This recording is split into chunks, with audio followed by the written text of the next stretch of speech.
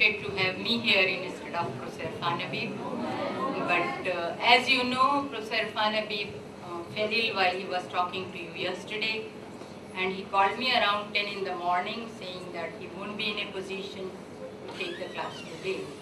But he said that since you all will be coming, therefore I should put into substitute for him. I know it's a very poor substitution, but at least you will not be going away because then the whole schedule will happen. But before that, there is an announcement before I begin talking about historiography. There is another announcement, and that is that I don't know how many of you will be interested in appearing in the test. Test is not compulsory, it's only for those who wish to get a certificate. The certificate will only be given to those who will be able to secure some particular percentage which Professor Habib will decide in the objective type. The test will be fully objective type. I think there will be something like 30 or 25 questions, and they will be exactly based on whatever he has discussed here or what I am trying to say today. I will tell you what I discussed. I will of course be keeping his synopsis and will try to follow that. So my request is, and then the test papers are to be prepared. So, and we generally do that in a series, 1, 2, 3, it's a separate. So even if you look around, you can't find out the answer from other person's notebook or test sheet. So I have requested the volunteer research scholars here, your seniors, to distribute a paper, and those of you who wish to appear in the test, please write down your names. So we will be having a rough idea how many are going to appear. Of course, if there are 50 who say they wish to appear in the test, we will certainly be preparing 75 sheets, test papers. And if someone at the last moment changes his mind and wish to appear in the test, of course all will not be, then it's not that if you have not given the name, you cannot come for the test, right? So we will be keeping some in addition to how many of you are going to sign. So, Inay Sahab aap pardti. So please just sign those of you who wish to go for Salim bhai. You want the synopsis? You want the synopsis? Salim, इधर synopsis नहीं है. वो तो बहुत उन्हीं ने तो पंडित जी ने तो 200 करके रखे. अच्छा, जाबिर साहब will also be extremely disappointed, but anyway, now you attend. This was the scheduled by Professor Habib. Today we will be discussing the historiography of the national movement. Up till now, you were discussing with him, or he told you, the whole course of national movement. I am not saying that he was only telling you the facts, because as we know, facts are not history. There is a difference between facts and history. Once facts are interpreted in a particular manner, they become history, right? So he gave you the history of the national movement, not the facts of the national. Of course, history cannot be without facts, and facts remains facts if they are not interpreted. So facts interpreted are history, right? So what you got is the, up till now, is the history writing of national movement, or history of the national movement.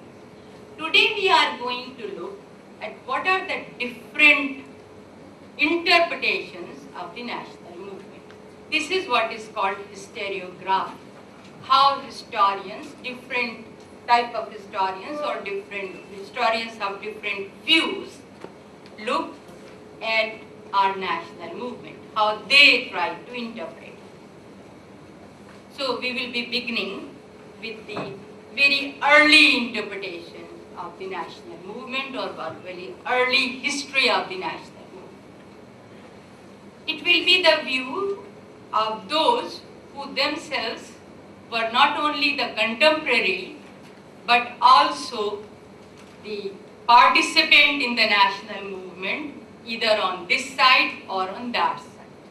Right? Those the imperialists who were opposing it, or the Indian nationalists who were launching the movement or carrying out the movement. So we will begin with their views first.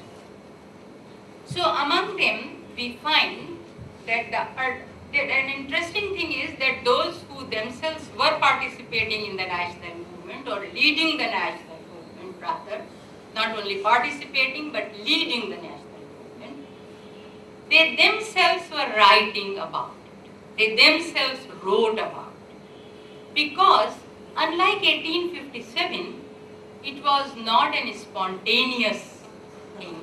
It was something which was thought of. It was something which was deliberate. It was an attempt which was conscious. There were already the preparations of all the types, not only for mobilization, but working out a whole agenda for what we should fight. Therefore, those who were the leading members of the national movement themselves were talking about it, or preparing by their writings, preparing the grounds about it. So we have first to see how they were looking to national movement. What is their interpretation of it? What is their view of it? So one has to begin with Dadabhai Naoroji, who has written a large number of letters starting from 1871 onwards, which finally was published as a collection, The Poverty of India and the Un-British Rule. Right?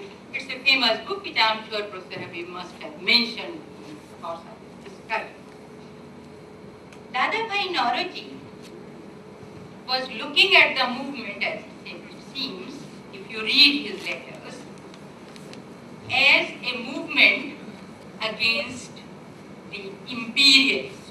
The imperialists who were ruling the country for their sake and were not ruling it for the sake of those whom they were governing, whom they were ruling. It was for their own interest that they were ruling India or they were carrying out the Indian government. And therefore, the first grievance was the economic grievance. How they are draining the wealth away from the country and how this wealth is really used for the benefit of the so-called metropolitan or mother country by denying the same resources to people of India themselves and causing them great poverty. By the beginning of the 20th century or by the close of the 19th century, the awareness that there is an economic grievance, that there is an economic deprivation of the country was certainly well settled. It was not just felt, but it was getting some sort of expression as well. And it was not only the Indians who were doing it, Indian nationalists who were doing it, but it was also some of the Englishmen themselves who were not imperialists were ready to talk about it. So William Digby wrote the famous book. The title was a sarcasm. The title of the book was Prosperous British India. And on the title was given for a series of years the per capita income, how it is declining, giving it right at the time the British took over and bringing it year after year, 10 years after 10 years, decennial series, how the per capita income is declining. So the first idea was that India has to be seen in terms of a country which is modern terms, while how you judge today what is the condition of a country, you will say what is its GDP and what is the per capita income. Right? America, per capita income of America is so high, China is so much, of India is so much. So you judge the country, the performance of the government or performance of the state by the per capita income. So Digby was doing the same thing. So Dadabhai Naoroji And after Dadabhai Naoroji, and Dadabhai Naoroji in fact wrote, in a way to give voice to the tongueless. He was talking on behalf of the deprived poor peasants, on behalf of the Indian artisans who were losing their jobs. By now, it was already, from 1813, it was the English goods which were entering the Indian markets, competing with the Indian manufacturers, artisanal products, and driving them out.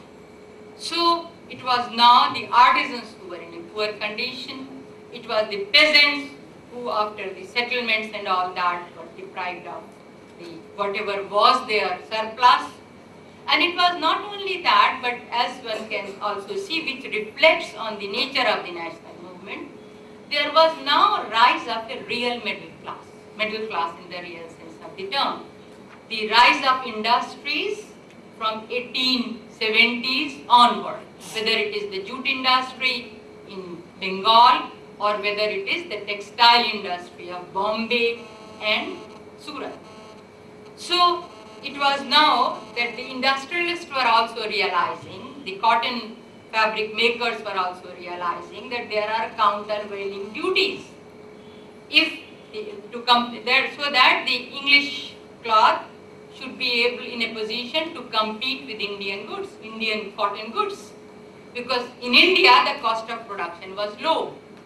Once you started making by the mills, the labor is cheaper, cotton is your own, unlike Britain where it is imported from Egypt or from West Indies, earlier from India, and the wages in comparison to India, though not high, but in comparison to India the cost of production is higher.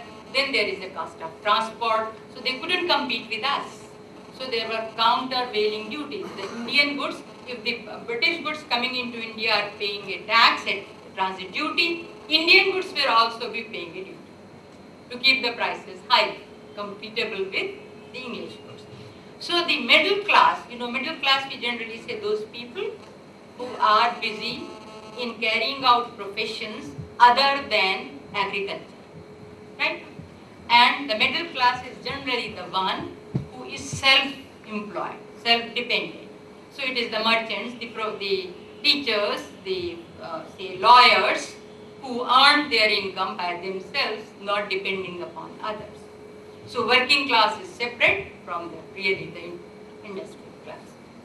So it was now the idea that this middle class is really trying to spearhead a movement against this exploitation. What the national movement is, which we now are calling a national movement, what the movement is for, is to see to it that English exploitation of all classes of Indians, because we said peasant and zamindars both, we said workers and industrialists both, we said artisans and all other classes should be resisted, right? Most of the people who were waging this movement themselves were Western educated, and they were all aware of the modern ideas of French Revolution, of equality, liberty and fraternity. So it was, the earliest interpretation was that as Dadabhai Naoroji's work and later on R.C. Dutt's own writings, he wrote two books. One was India under the early British rule and the other was India during the Victorian era. He was an ICS officer who has reached the highest position of becoming a commissioner of Odisha. But then he joined the Indian National Congress, became the president of the Indian National Congress, then resigned from services, went to London and took up a lecturership at SOAS, London, School of Oriental and Asian Studies, London. And it was there that sitting in the archives of the British government itself, He collected all the material. Of course, he has the first-hand knowledge of what's happening because he was holding a very high office in India itself, how the exploitation is going on. And he is the first who really used the word that decline of towns, decline of industries or manufacturers. Now, anyone who is reading Modern India talks of Drenapel, deindustrialization, deurbanization. But it was he who gave the real meaning and real description of these, and using more cautious words as a historian, calling it decline of towns and decline of manufacturers, because these were really not the industries, these were the artisanal product. So both Dadabhai Naoroji and R.C. Dutt, since were raising the economic grievances of the people, the economic grievances are same for all, to whatever community, to whatever caste, to whatever religion you belong. They were all affected to different degrees. The peasant might be much more affected rather than the industrialist. Industrialists are only having less profit while the peasants were starving, famished. But the economic grievances were common. So for both of them, Dadabhai Naoroji and R.C. Dutt, it was a movement of all the peoples of country led by the middle class intelligentsia, which was handful but which was more aware of the situation, not leaving it to the doings or rather the will of God, or not thinking that it is their own and they will get the reward in the other world, but really realizing what it is. So this was rather the first, Dadabhai Naoroji's book, Un-British Rule, Poverty of India and Un-British Rule. Both were careful enough not to really take issues with the British government, and therefore they were saying it is the un-British. Because what is the expectation from a modern state now? The modern state should bring or should work for the welfare of the people, for the improvement of the living conditions of the people. Since it is just the other way around, therefore it is the un-British in India. It's not really, if it would have been British, it would have been the other way around. The second type of interpretation or second phase of interpretation which comes of Indian national movement, or the next type of history which we get, comes from the second generation of the Indian national leaders, Gandhiji himself and Pandit Jawaharlal Nehru. And we will be finding what the difference here is, even between the two, but how Gandhiji is different from R.C. Dutt and Dadabhai Naoroji for certain points. Gandhiji wrote two famous things. One is Hind Swaraj, which he wrote on his way from London to South Africa in 1909. Hind Swaraj is a book which, according to Gandhiji, while his patron saint Gokhale read, was aghast and said, "What nonsense are you talking?"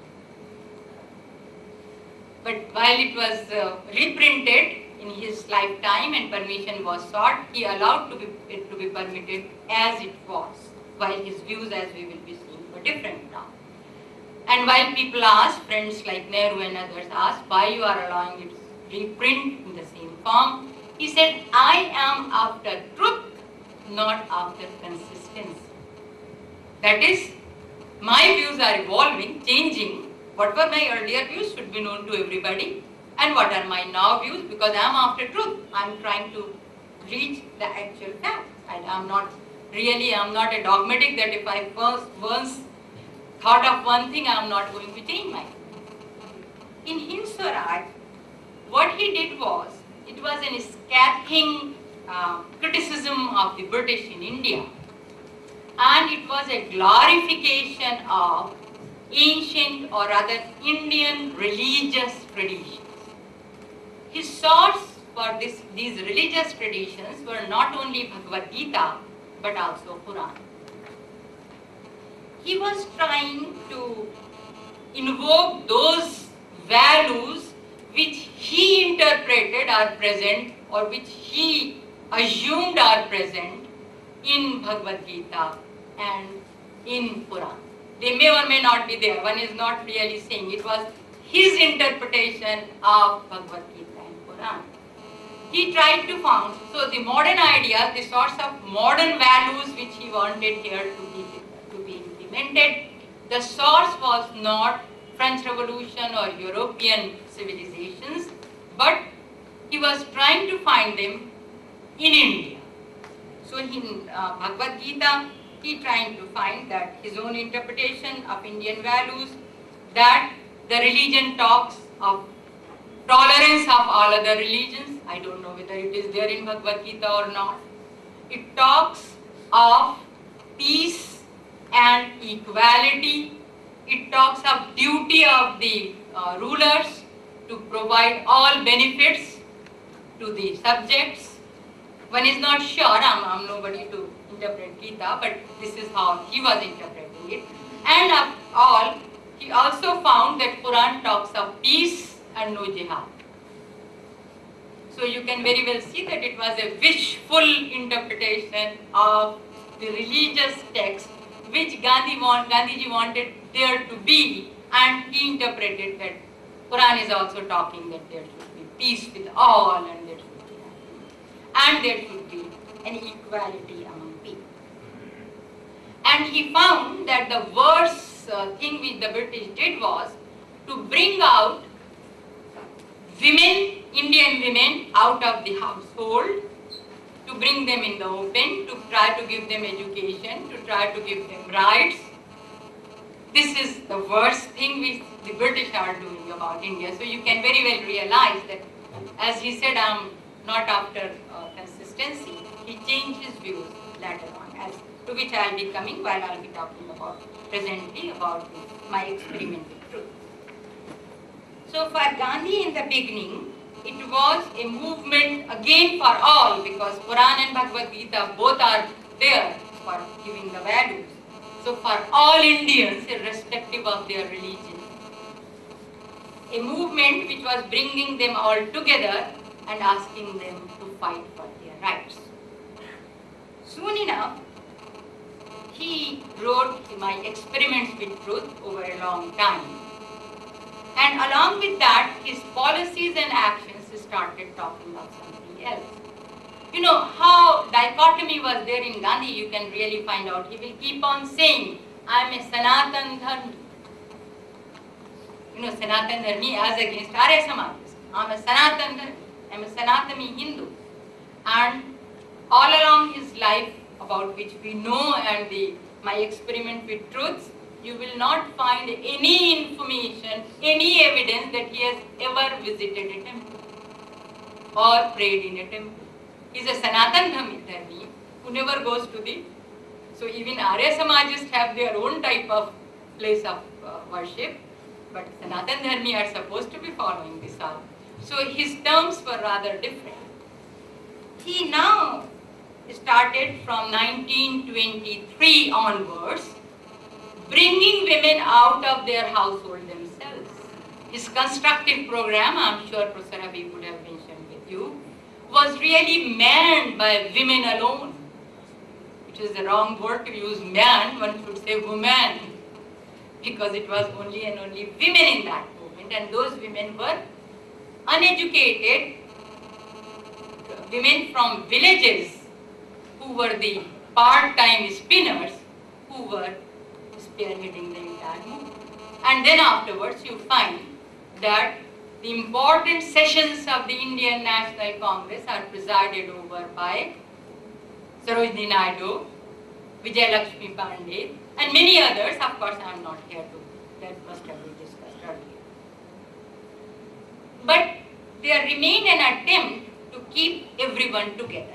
So whatever you do, you do not proclaim it. You do not say you stand for the equality of gender, but you start treating women equal to men. Similarly, while he was talking in 1924, the Untouchability Conference, such a scathing attack on untouchability. He dined with all whom he now gave the name Harijan, which now are called Dalit. He gave a better name Harijan, the people of God.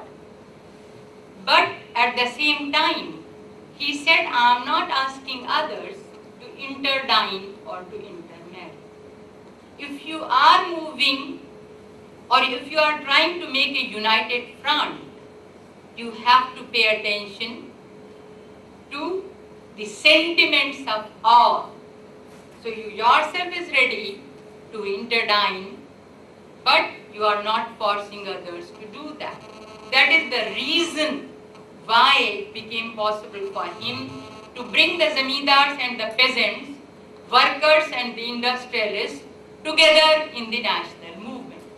But not for the sake of industrialists and zamindars, but for the sake of the peasant and the workers. Right? That was rather the most tricky thing for him to manage.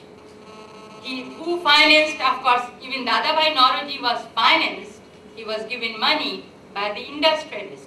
And what he was talking all the time in Britain was the poverty of the working class, not of the industrialists. He was not saying that there should not be countervailing duties. He was only talking that the drain of wealth is bringing the people, the living standards so low and what's happening to the poor. Similarly, Gandhi was getting all donations from Birlas and from all other industrialists, but working for the sake of the poorest of the poor. So, Gandhiji called his own national movement, gave it his own term, Sarvodaya. It is the upliftment of all, Sarvodaya. Udaya means serve. So it is the improvement or upliftment of all. It was not an in all, you can also include really if there are a middle class, which also requires to be uplifted. So, in that manner, Gandhiji gave it a form of a united front, but his insistence up till the end remained that the values of these modern values, which we are calling modern values, are the real Indian values. And therefore, he is not ready, if there are any detractors to what he thinks are the real values, they have their own values, they can continue with that. No quarrel with them. So, united front can only be formed that you are joining hands on a minimum program. So, the minimum program is to overthrow the British.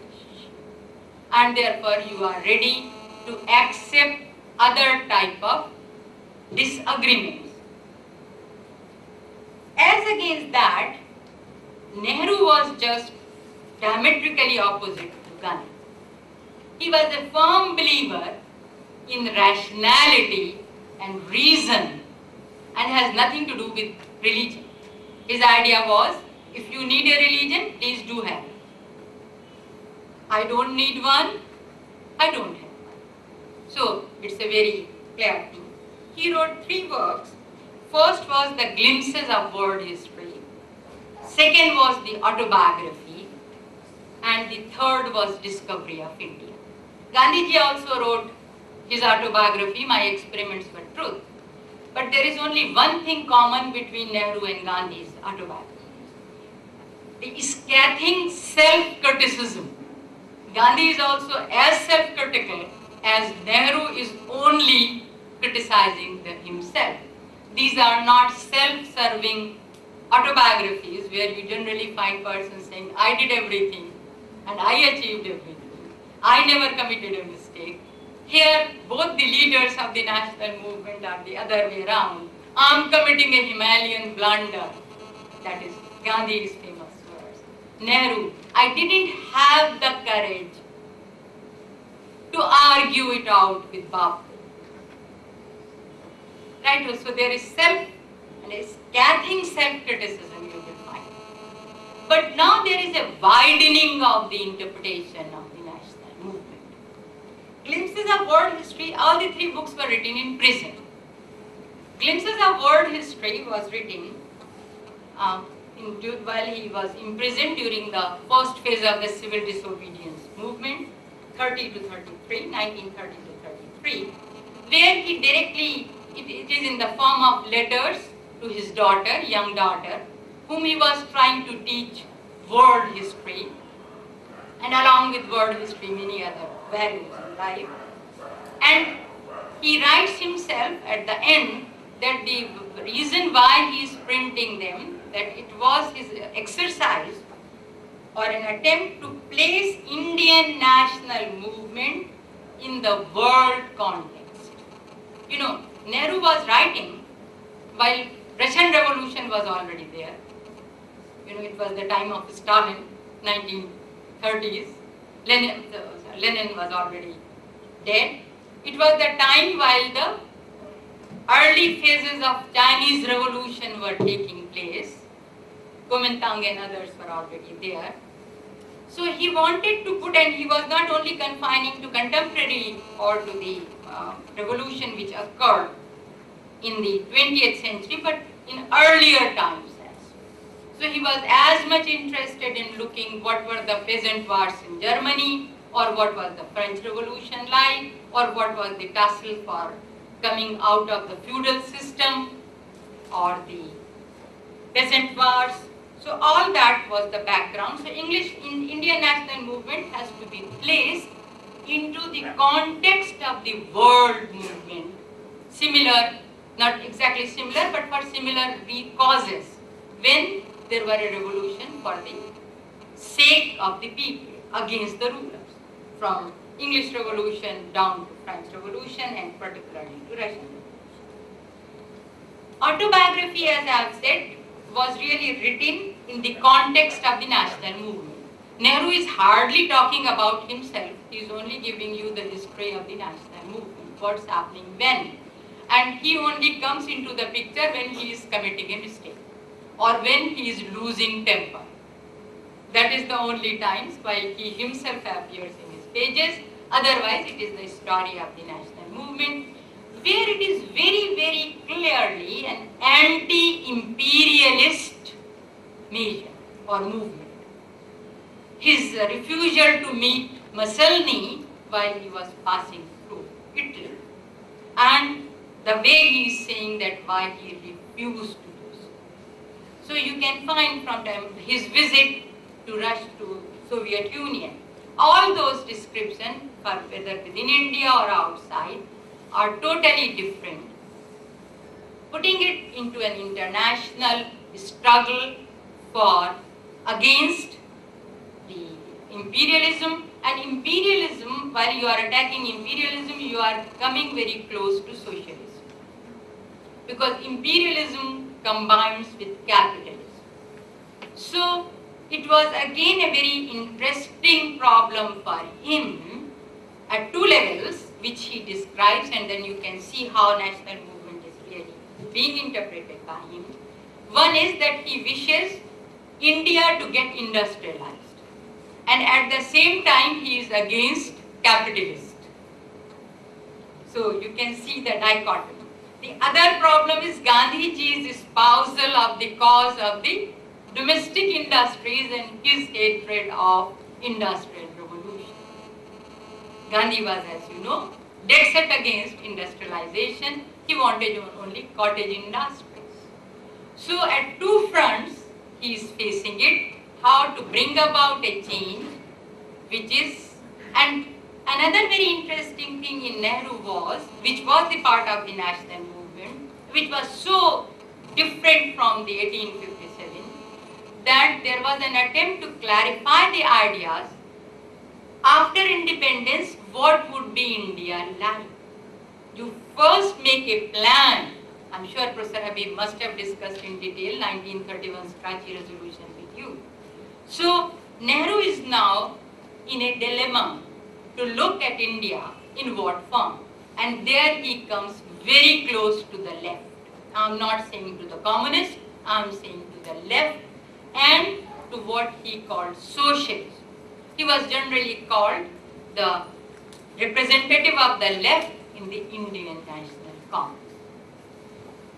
Discovery of India, which was written in 1935 to 36, was different, but only one thing which brings us closer to the national movement was his way of describing the history of the country from the earliest time and trying to emphasize that the country, at least even if it was not really a nation, at least has some concept of oneness.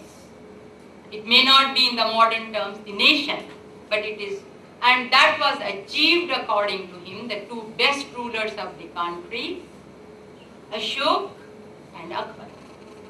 And he pays homage to both, and you know it was he who selected all the emblems of Ashok for our Indian, whether it is the flag or whether it is the coin or whether whatever it is, but also Akbar. And how closely he is following as a not as a, almost as a professional historian the sources.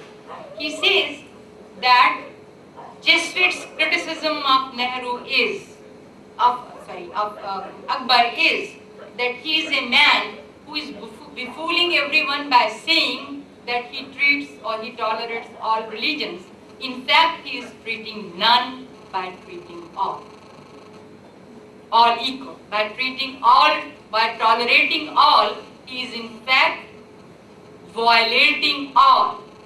And he is an atheist who only believes in values which are human, not or rational or based on reason, not on superhuman. And he, after writing this criticism of Akbar, he writes the next sentence: I wish all Indians should have been atheist like Akbar. Atheist like Akbar. So his idea was that India, it was not that the attempt to overthrow British which made India a nation or which brought the people together. This concept, this idea of India in an embryonic form was already there. It might have been undermined over time, but from Mauryan period to coming of from Akbar onward, all over the Mughal period, it was the concept which was already there. We and they was already there. So that was another view which was of the contemporary. Gandhi's view was, as he said, that it was a united front, and Nehru in a way partly followed that, and as Gandhiji afterwards wrote in his My Experiments with Truth, was that I am ready even to accept the communist ideas, however distasteful they might be to me. Right? So this was perhaps some sort of an indication on in what line Nehru was taking the country and the national movement. It was from there one finds that immediately after the independence of the country, after almost on the verge of the independence, what were the views? One view which was very close to the time, from 1940 to 1946, was that of R.P. Dutt, the Marxist interpretation of Indian national movement. They were fighting or they were doing anything for their own sake. They were doing it for the sake of the people of the country. This much concessions or this much admission is already there. But his main grievance was that the leadership is in the hands of the Indian bourgeoisie, not into the hands of the people or the peasant, but it is in the hands of the bourgeoisie. His other admission rather was that the left movement is a part of the Indian national movement. It is a part of the Indian national movement because, you know, there were not the leaders who could, in fact, as I have already said, Nehru was supposed to be the real spokesman of the socialist ideas in the national movement. So R.P. Dutt was rather only criticizing the leadership. The tussle was for the leadership, but he was certainly appreciating the national movement as a united front which was working for the sake of the people. Unfortunately, the latter Marxist historiography has some other views, particularly not exactly the historians writing, but others who wrote. E.M.S. Nambudri looked at it as if the Marxist or the left movement for independence of the country is going on parallel to the national movement, which really was not the fact. There was very little difference between the left and the Indian National Congress at that time. So it is right that it was not a movement of the working class, but at the same time, or of the peasant, but it was certainly a movement which was for the working class and for the peasant and all others. We have now to look at the Indian side of the interpretation of national movement, the contemporary, and immediately afterwards, we may now look at the British. The British view were of two types. One was represented by Dufferin, Curzon, and later on by Simon, Irwin and Simon. This view was that it is the problem of the British Empire in India that by perforce they have to create a middle class, an educated, Western educated middle class in India. For doing all the jobs, they couldn't employ or bring people from England because the cost of running the government will be too high, their salaries being too high. So earlier, they started creating what is generally called baboons, from which the word babu comes. You know, today even all the clerks are called babus, and we will say there is a babu mentality. They create problems and they simply go on what the rules are without really understanding them. So baboon is that type of a monkey who is very good at imitating. So the British wanted the Indians, as they themselves said, who should be in appearance, even in appearance, British, but at heart Indians. So in appearance they should only follow. It is generally said that what Mukherjee writes, Banerjee understands. The English officers themselves won't understand what is written, but the Indian subordinates will be understanding that English and will be doing accordingly. So it was their view, Dufferin's view was, and so was that of Curzon. One was in 1884 to 88, Dufferin, that it was the British created middle class which is now trying to claim some sort of a position of being the representatives of the Indian for themselves. Representatives of the Indian, because both Curzon's time was 1899 to 1904, even after the second appointment, and that of Dufferin was 1884 to 88. You know, it was much before the Jallianwala Bagh or the mass mobilization of the national movement. So their view was that they wished to be understood or to be taken as the representatives of the Indian people, this middle class whom we have created, and they wanted to claim certain privileges on that level. As against that, there was another view which was represented in a book called Rise and Fulfillment of the British Rule in India, which came out later in 1934 by Thompson and Garrett. This was that it was rather a sort of a further extension of the white man's burden. The Europeans or the British came to India to civilize us, and they have now fulfilled the mission of making us modernized and civilized, and we have now come up of age when we can claim our government by ourselves. So it is the rise and fulfillment of the British India, British rule in India. So rule was not It was rather a sort of a negation that to say, or Dadabhai Naoroji, that the British rule is for the good of the British, not for the good of India. So it was a reply, it was for the good of the Indians. We, of course, to learn you have to suffer, you have to have patience and you have to face problems. But now with that you have reached a level and it will be a fulfillment when India becomes independent, and British, after accomplishing a very noble task or objective, go back to Britain. This continued, of course, as I have said, but the earlier views, which was that of Dufferin and Curzon, continued in Irwin and Simon Commission's report. Simon Commission reports tried to look at the Indian national movement with a more austerity. It said it is not the movement of the all middle classes, educated middle class or the elite. It is the movement of the high caste Hindus.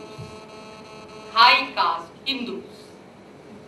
And therefore it is very narrow in nature and it is not a united front and it is not representing anyone else. Of course, this was the time when they already started experimenting with Muslim League and with all other ideas of the double franchise and all that. It was immediately after the independence that two new versions or new historiographical theories came about the Indian national movement. Almost immediately they started coming. This was the communal interpretation, following from Simon and Irwin, not even from say Thompson and Garrett. One was R.C. Majumdar's the Vidya Bhavan series, where it was rather the view of the Hindu Mahasabha, which R.C. Majumdar was trying to put, but with much fineness as a historian, remaining very correct with the facts. It was only the interpretation which go vary. Where he tried to look at it, that it was India which was a country, a slave country for thousands of years. I don't know, of course he was a historian, not a mathematician. Therefore he counted it thousands of years. One doesn't know from which year, maybe from the Kushanas he might be counting, because they also came from outside, or even from the Aryans themselves who came from outside. If only coming from the outside means that the rulers are outside, foreigners. So that was one view, and it was that it was therefore the partition was good to get rid of the other side. The rulers were now shown the door. They might have taken a piece of the country, but it was at least a good riddance. This was the type of interpretation. Equally naive and perhaps stupid was the version which the Pakistanis started coming with. This was the other work which was inspired by the Muslim League, and where the journal editor was I.H. Qureshi, someone who left the St. Stephen's, where he is still celebrated, and every year you have a I.H. Qureshi memorial lecture. So, who went to Pakistan and became the ideologue of the historians. It was the freedom struggle of Pakistan. The difficulty with the freedom of struggle of Pakistan can be now summed up in one sentence which recently Dawn has published from a reader. It said that in Pakistan's struggle or revolution was unique in the world. At all other places, people fought against the rulers. Here, it was among the fellow countrymen, against the fellow countrymen. Of course, the Muslim League was not fighting. The British, they were very loyal to the British. So they were not fighting against the British, they were fighting against the fellow countrymen. It's a Pakistani writing recently in Dawn, which the Journal of the Pakistan Historical Society, without coming reproduced.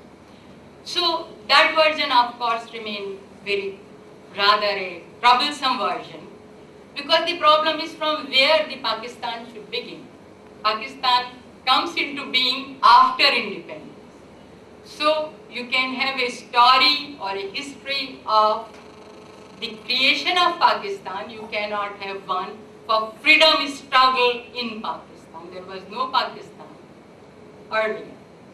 So they remained in problem all the time. Sometimes they consider that Harappan civilization is theirs. Sometimes they simply disown it.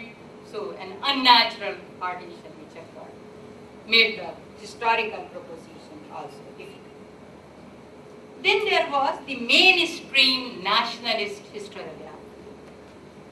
This historiography was in a way supported by Government of India, or particularly by Jawaharlal Nehru. Tarajan was given the task to write a reply to Vidya Bhavan series. Nehru was well aware of the fact that a misrepresentation of the Indian history, particularly that of the national movement, is going to have a telling effect on the future of the country. Therefore, what is required is an accurate version of the Indian national movement. So Dr. Tarajan was asked to prepare a work on freedom struggle in India, which he did in 4 full volumes. Interestingly enough, they are quite critical of Congress from time to time. They are not simply written, these volumes are written by a historian with a conscience who is knowing the laws of the rules of the game, who is not ready to compromise historical correctness or adherence to evidence with any other motive, how noble it might be, as noble as the unity of the country. So he is quite about everything. He writes a book in 4 volumes, where also he really looks at it that it was a composite culture already there, as Tagore started talking of from 1911 onwards. India was not belonging to any particular people of any particular religion. There were, and it was the modern thought which already had its influence on India. It was the social reform movement which gave further oneness to India. Was it not Raja Ram Mohan Roy who said India can never become a nation as long as the caste system remains? So all these ideas were already embodied in the national movement, and it was not only the ideas where the Arya Samaj or the Brahmo Samaj were to be there, but there were ideas which were totally atheistic in national movement. Henry Vivant Reggio, total rationalism, where they were celebrating beef eating, forcing others to be beef eater, the Bengal Bhadralok. So it was a totally different sort of a movement.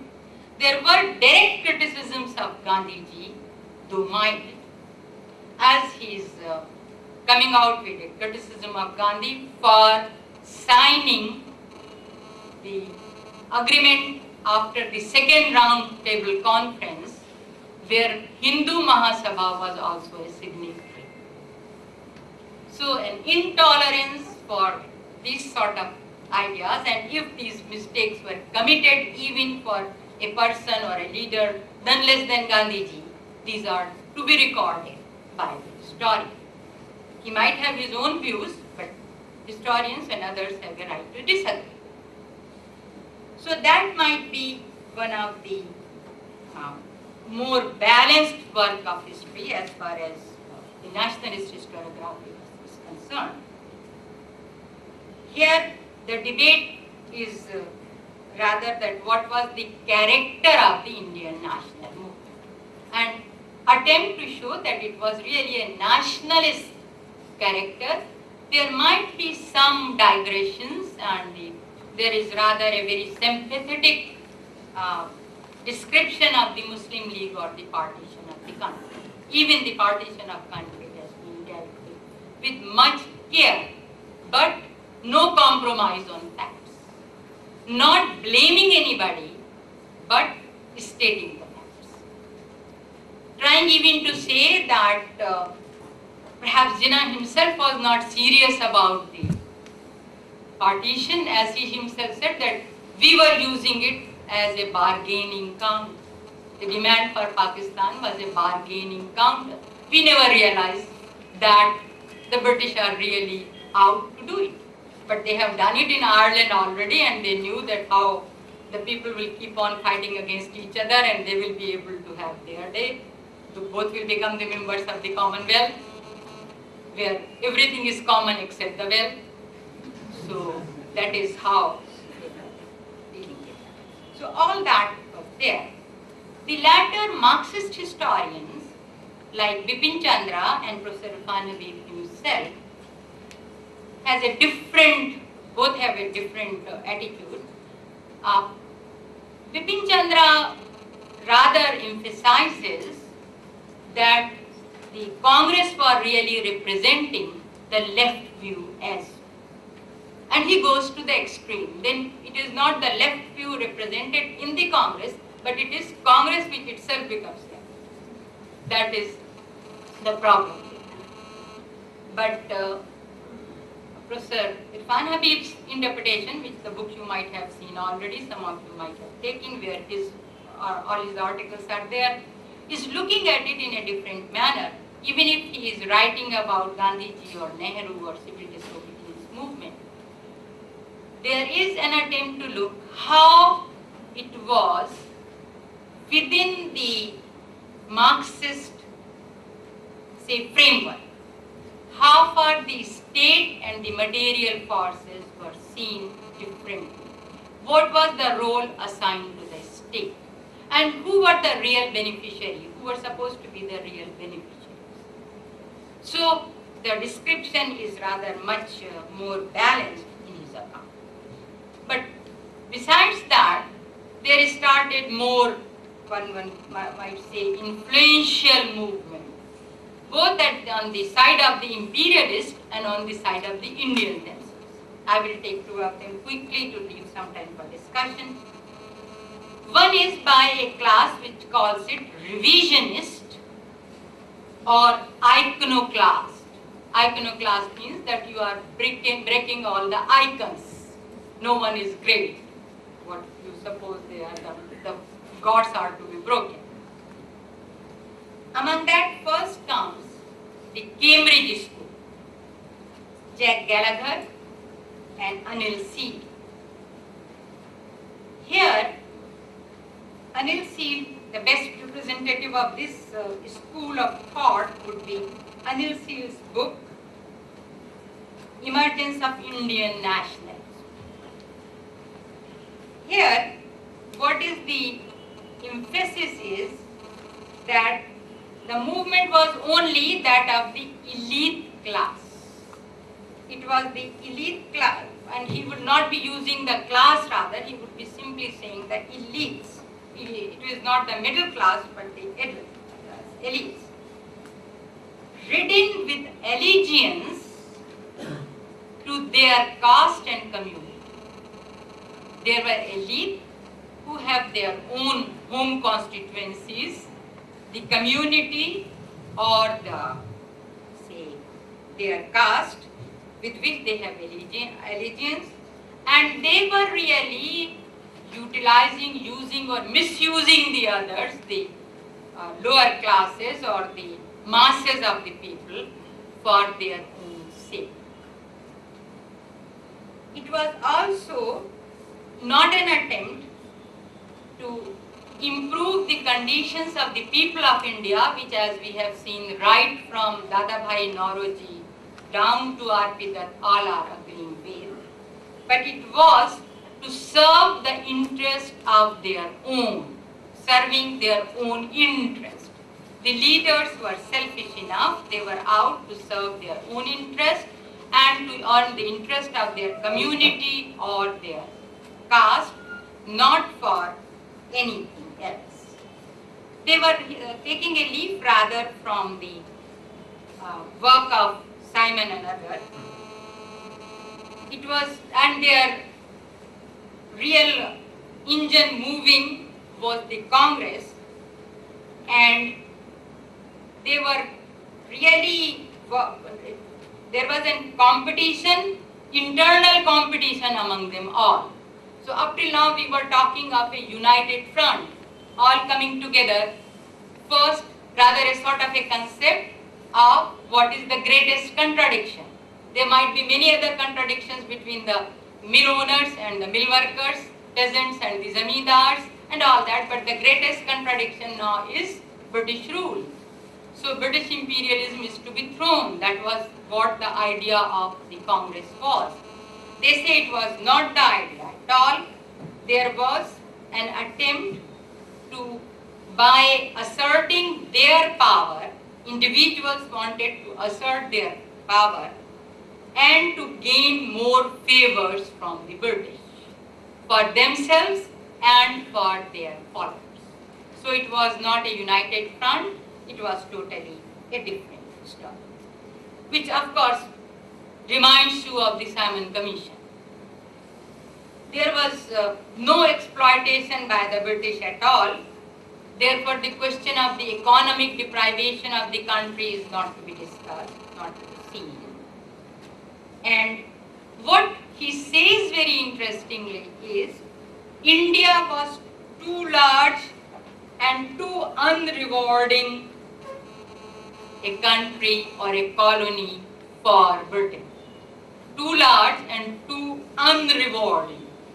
So it was not Britain who was exploiting us, it was India which was exploiting Britain, because we were an unrewarding colony to govern it, to educate us, to give us modern values.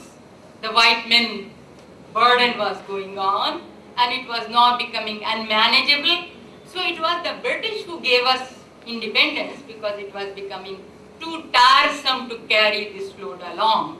It was not the efforts of the Indians or the Indian National Congress or the Indian freedom fighters which forced them to leave it. So that is rather a very interesting way of looking at that.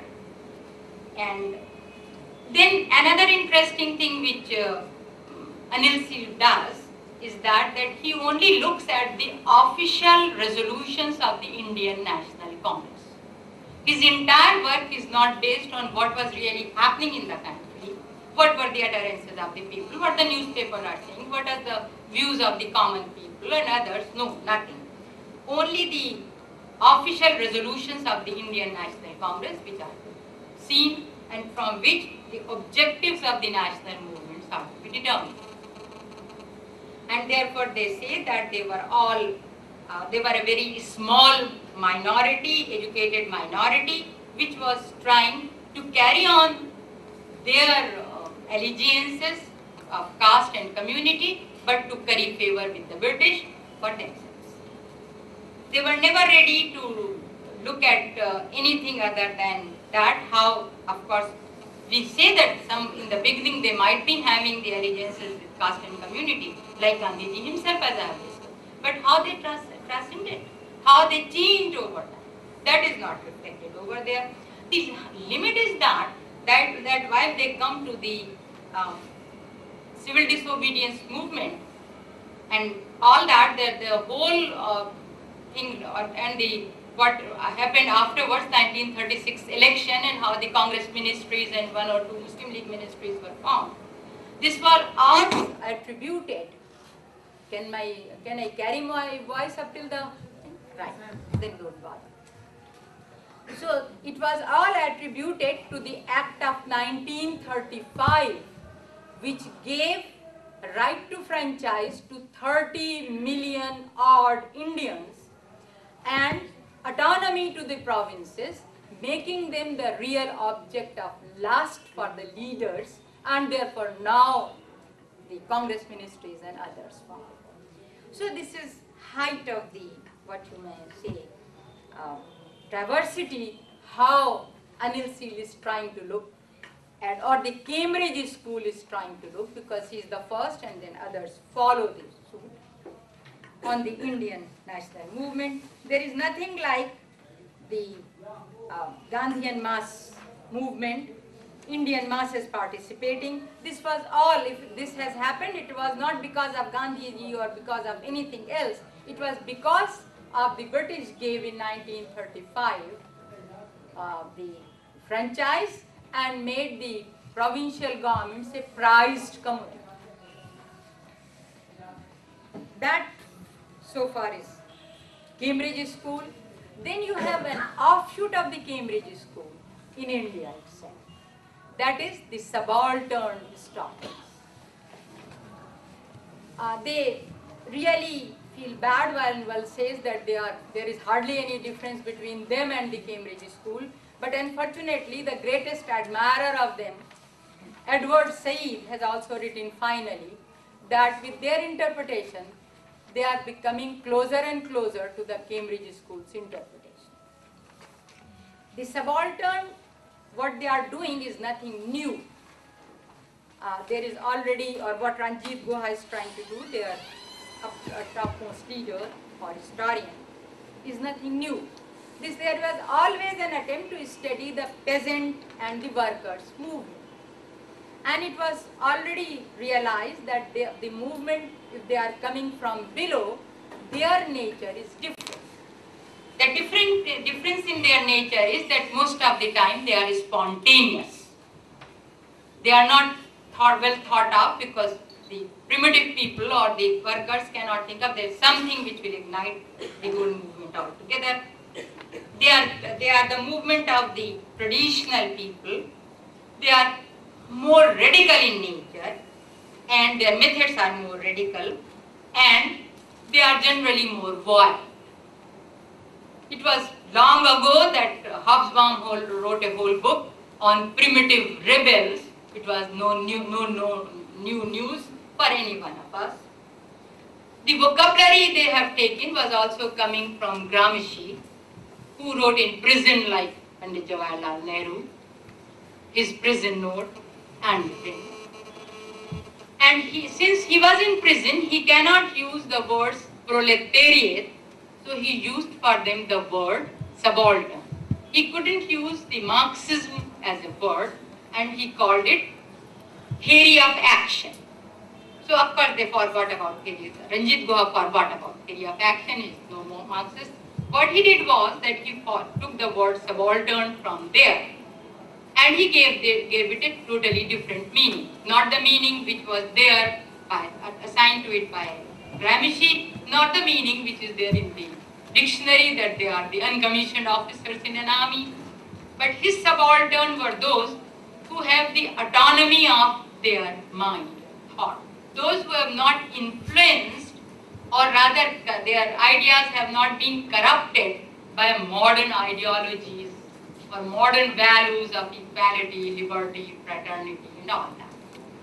So you have to celebrate those who is still stuck to their older allegiance and unreasoned and irrational. And those who are not mentally prepared to do anything but spontaneous revolts. And of course they are not going to be successful ever. So Professor Fanabeef once wrote that the subalterns unfortunately will always remain the narrators of tragedies. Because whatever movement is going to come by subalterns, it is going to end in a fiasco. So they said that, and then there was another problem for them. For them, a factory worker is an elite because he is a part of a trade union, he knows his rights, he knows he is exploited, and he has accepted the mental hegemony of the other classes, the higher classes or the elite. While a zamindar or a raja who has all the money and exploiting all others but has nothing to do with modernity, he is a subaltern because he has not accepted the hegemony of the ideology of the elites. So the whole problem is that you do not know whom to support. If of course you will ask me that I should celebrate the Rajas and the Zamindars and side with them, I will find it a very difficult proposition. But this is how the subalterns put it. And therefore they tried to argue out that the Indian national movement was a tussle between the Indian elites and the colonial elites. There was nothing different between the two. The colonial elite means the imperialists, the British, and the Indian elites, that is the leaders of the Indian National Congress or national movement, who wanted, because they have now got the fully equipped to be the rulers and to be the exploiters, so they wanted to get the rule to themselves and to have the colonial or the imperial elite out. The word they use is colonial elite out, and to have the Indian elite in their place.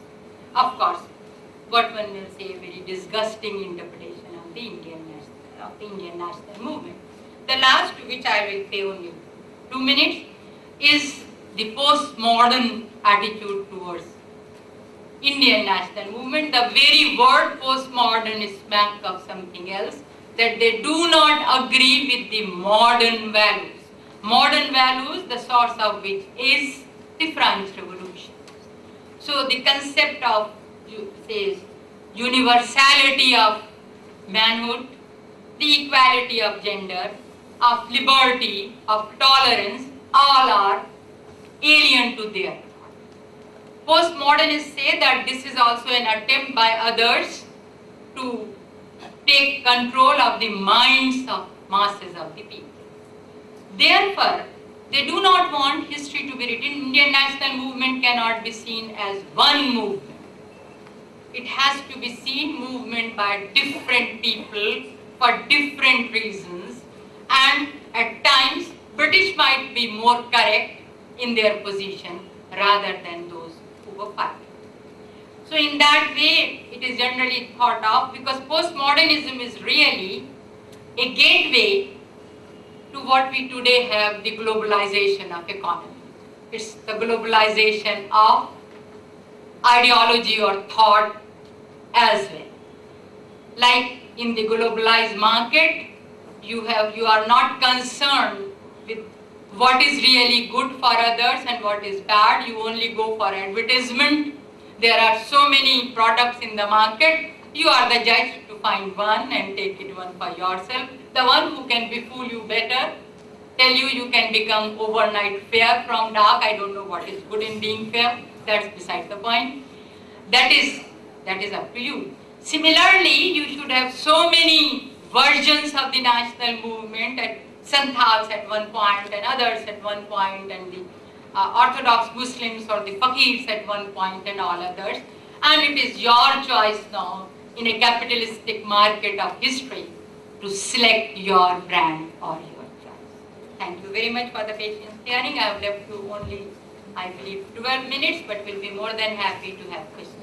Yes, I have found one hand raised. Although, and it was explained by you aptly in this lecture, that there are different interpretations of Sunni, and today it was Indian national movement. And there is no coincidence in it. Rather, it is a conscious attempt by historians of how they are put together school of thought. And by doing this, I feel that we don't get a true picture of history. Rather, we get a color picture. And is it possible for a historian to be neutral and to give a holistic view of events rather than interpretation? And I believe that... But how you interpret the facts, you are free to do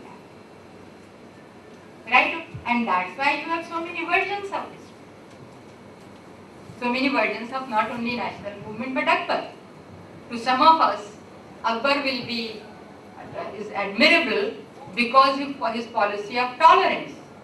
You go over across the border and it will be Aurangzeb who will be the hero and Akbar who will be the villain. Right? But none of them is twisting the fact. They like what Aurangzeb did and we like what Akbar did. They are not saying Akbar did something else rather than what he really did. Clear? My question is just related to the facts that you have represented. In fact, you have stolen my turn. And before that, I would tell you that Iqbal has also supported Akbar. And Javed Iqbal has written in his biography. And he was a big fan of it. So what I am asking that you raise that particular question. Whether and how the British rational historians see this fact and up to what extent they are. And I would like to know your particular opinion on it. Right. I'll first make